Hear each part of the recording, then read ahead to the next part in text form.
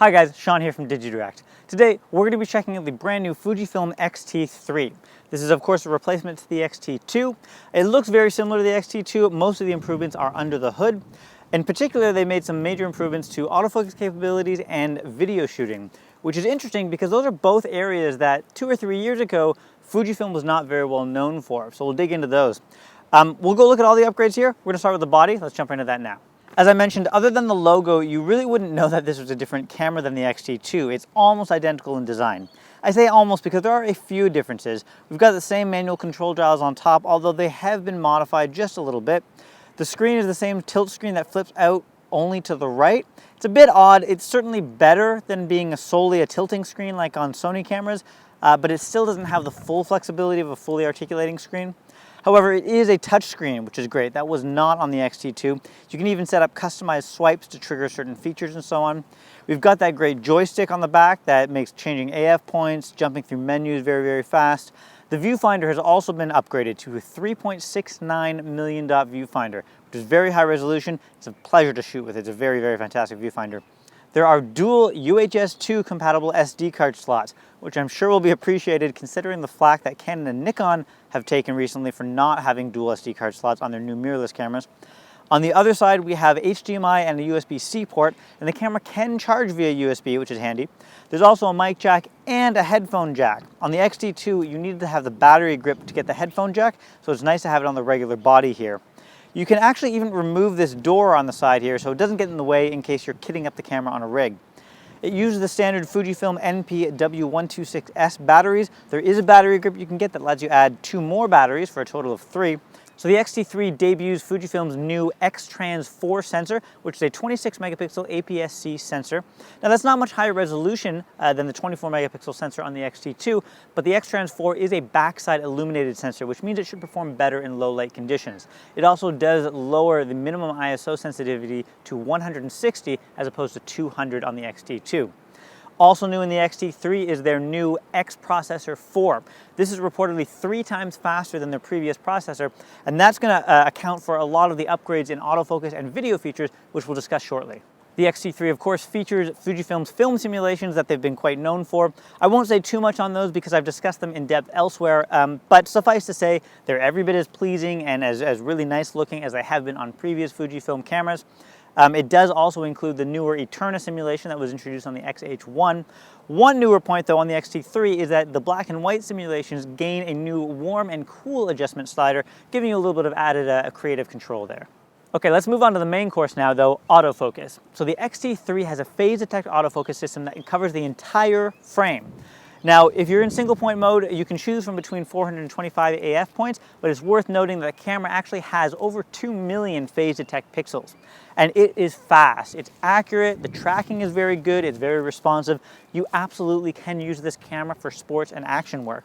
And again, that's very interesting to say because as I alluded to before, 2 or 3 years ago, I would not be saying this about a Fujifilm camera. AF speeds were a bit of a weakness of their cameras, but they've been trying to improve that in the last couple of releases, successfully so, culminating in the X-T3, and they've done a fantastic job here.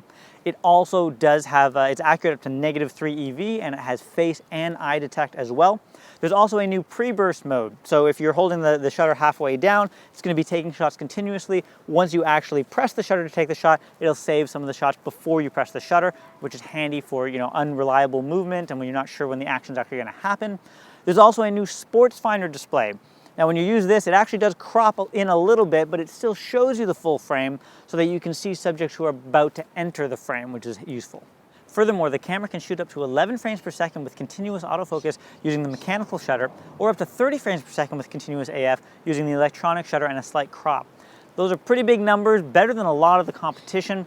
So really overall the AF system is excellent. It's fast and responsive. There's some new AF modes in here which are handy. The burst shooting is very fast. A really good performance on the X-T3 in terms of sports, action, AF, and so on. The other main area of improvement on the X-T3 is in video features. So the camera can shoot 4K at up to 60 frames per second. So you can get slow motion in 4K. That's quite impressive. We've really only seen that so far on the Panasonic GH line of cameras. It's worth noting that in 4K 60 there is a slight crop on the frame, but in 4K 30 there's no crop. It can shoot 1080 at up to 120 frames per second, so you can shoot very slow motion footage in full HD. Also, surprisingly, the camera can record internally 10-bit 420 footage. These are super high-level video features. Again, stuff that we've really only seen on Panasonic's super, video-focused cameras. So seeing them on the X-T3 is quite impressive. Compared to, again, those Canon and Nikon mirrorless cameras that were announced around the same time as this, the X-T3 blows those out of the water in terms of video. It also can output 10-bit 422 via the HDMI port. You can, of course, shoot using the film simulations built into the camera, and there is an F-Log picture profile, which is going to be a low contrast, low saturation picture profile, good for color grading. There is obviously continuous autofocus you can use, and because it's a touchscreen now, you can use tap autofocus. It does a decent job here. It's not quite as good in video autofocus as something like Canon's dual pixel autofocus system, but it does a decent job. If you do want to shoot in manual focus, the camera has focus peaking, split image, and a new micro prism mode. So there's really only two negatives about the X-T3 that I could point to. The first one, and the major one, I haven't discussed yet, but the camera has no in-body image stabilization. So you're going to be stuck using lens stabilization, if any. It's not the end of the world, but cameras without IBIS are becoming less and less acceptable these days. Considering the video features on this camera would have been really nice, but that IBIS is also just generally more effective than lens stabilization, but it also means that if you're using adapted lenses or older lenses that you're putting on here, that the IBIS would still work with them. This is not going to be the case with the X-T3, of course, especially considering the XH1 did have IBIS. It would have been nice to see it on the X-T3 here. The second negative, this is much more of a minor one, but again, just that fully articulating screen I would have liked to have seen.